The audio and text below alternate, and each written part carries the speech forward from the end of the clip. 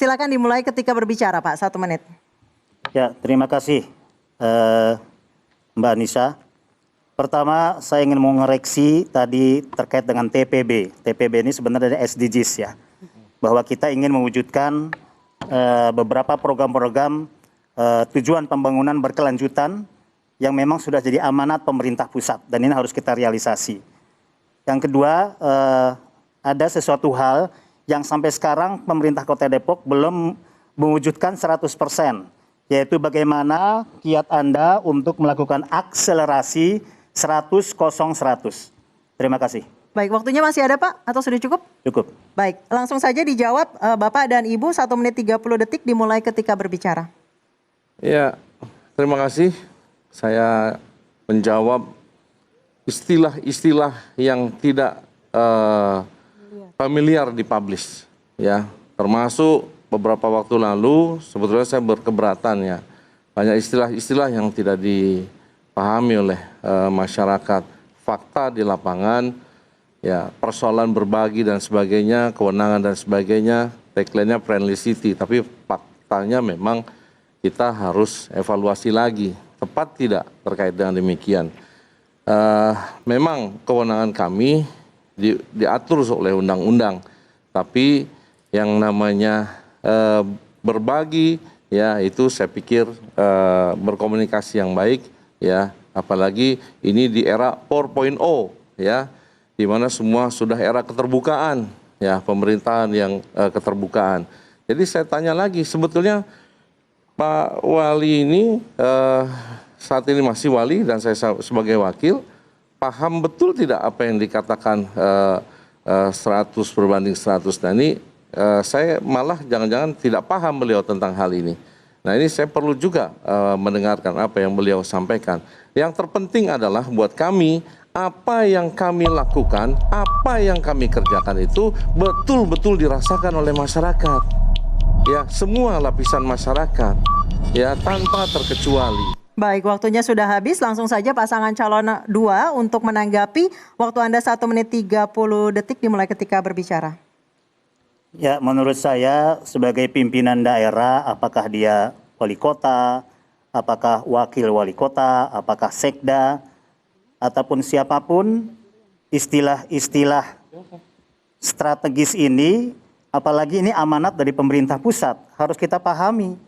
Dan ini sangat populer, sangat populis di kalangan masyarakat miskin. Karena kita ingin 100% air minum layak bagi warga masyarakat Depok, 0% wilayah kumuh di Kota Depok selesai semuanya, dan 100% realisasi sanitasi. Dan ini sangat menyentuh kebutuhan warga dan masyarakat. Aneh kalau pimpinan di daerah apapun kondisinya tidak paham tentang masalah ini. Terima kasih. Baik, waktunya masih ada, Pak? Mau Ya, dipergunakan? Cukup. Sudah cukup. Baik, selanjutnya kami persilakan Paslon 1 untuk bertanya ke Paslon 2. Waktu Anda 1 menit, Pak, untuk bertanya. Nah, ini terkait dengan persoalan pandemi COVID. Ya, ini corona yang memang kita tidak tahu, ya, datangnya kapan, terus kemudian berakhirnya kapan, ya, masa percepatannya dan tindakannya seperti apa. Nah, yang saya ingin betul-betul jawaban, karena memang selama ini beliau sebagai ketua gugus COVID, ya, saya mohon kiranya pendekatan preventif, kemudian promotif dan kuratif, ya, yang sudah dilakukan, ini apakah betul-betul ada indikator kepuasan yang sudah disampaikan oleh masyarakat terkait dengan penanganan COVID. Saya mohon diberikan jawaban oleh Pak Idris. Baik, masih ada, Pak, waktunya sedikit lagi? Cukup. Sudah cukup. Langsung saja Bapak, pasangan calon 2 untuk menjawab pertanyaan. 1 menit 30 detik dimulai ketika berbicara. Silakan, Pak. Ya, terima kasih kepada Pak Pradi, tapi sebelumnya saya ingin bertanya, klarifikasi. Pertanyaan ini kalau tidak salah di luar tema kita pada sore hari ini. Tapi kalau memangnya saya perlu untuk jawab, saya akan jawab. Kalau memang tidak perlu karena di luar tema, maka kita akan tunda. Saya akan jawab semuanya secara terbuka. Bahwa permasalahan ini adalah permasalahan bersama, pandemi, masalah negara, masalah bangsa, masalah dunia yang memang harus kita hadapi bersama-sama.